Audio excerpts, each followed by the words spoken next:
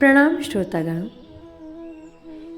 पुरुषोत्तम मास महामात्य की श्रृंखला के द्वादश अध्याय में आप सभी का स्वागत है।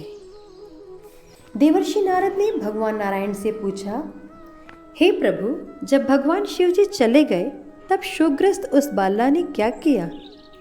श्री नारायण जी ने कहा, हे नारद, यही प्रश्न पांडुपुत्र युधिष्ठिर ने भगवान श्री कृष्ण से पूछा था।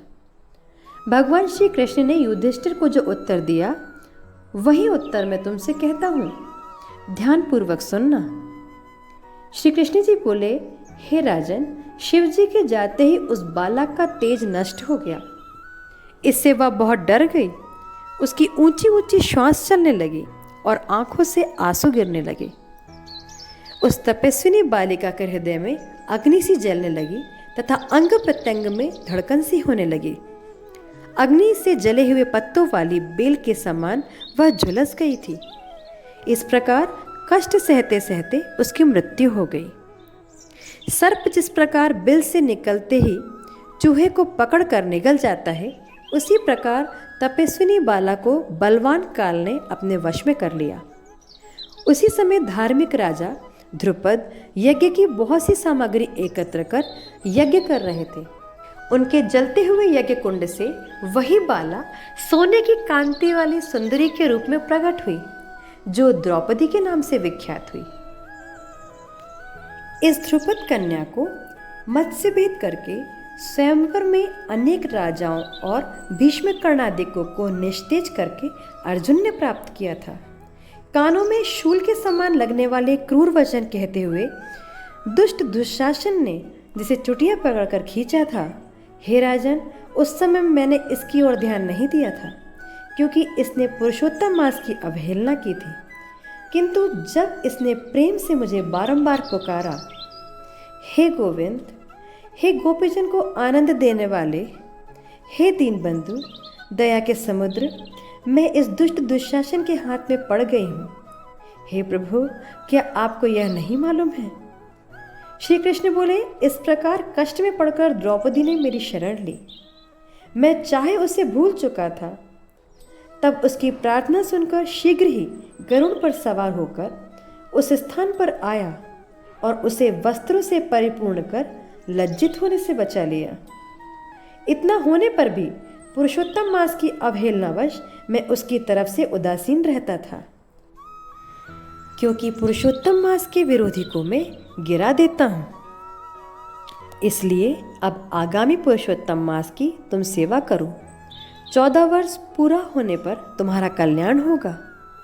भगवान श्री कृष्ण ने पांडवों को धीरज बंधाते हुए आगे कहा, हे पांडुपुत्र, इस द्रौपदी के बाल जिन्होंने खींचे या देखे हैं, मैं उन दुष्टों की स्त्रियों को केशहीन करूँगा।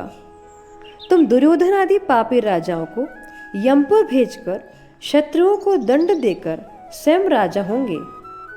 जो मेरे प्यारे भक्तों को दुख देते हैं, वह नित्य ही मुझे दुख देते हैं। मैं उस दुष्ट की ओर देखता भी नहीं, उसे तो सीधे यमराज ही दंड देते हैं। भगवान श्री कृष्ण ने इस प्रकार द्रौपदी एवं पांडवों को समझाया और द्वारिका जाने की इच्छा से कहने लगे, हे राजन, द्वारिकावासी मेरी विरह में व्याकुल हैं। मैं आज ही द्वारिका जा रहा हूँ। श्री नारायण जी बोले, भगवान श्री कृष्ण को इस प्रकार कहकर चलने को उद्धत देखकर गदगद हो पांडव बोले, हे जनार्दन, आप हमारे जीवन दाता हैं, आप हमारी रक्षा करें। हे जगपते, हमें कहीं भुला न देना। हमारे चित्तरूपी भ्रमरों को अपने चरण कमल में स्थान दो, वहीं हमारा जीवन है। आप ही हमारे आश्रय हैं। पांडुपुत्रों के सामने भगवान श्री कृष्ण प्रेम में भरे हुए धीरे धीरे चलकर रथ में बैठ गए। पांडव कुछ दूर उनके पीछे चले, जिन्हें श्री कृष्ण ने कुछ दूर जाने पर लौटा दिया और आप द्वारिका चले गए।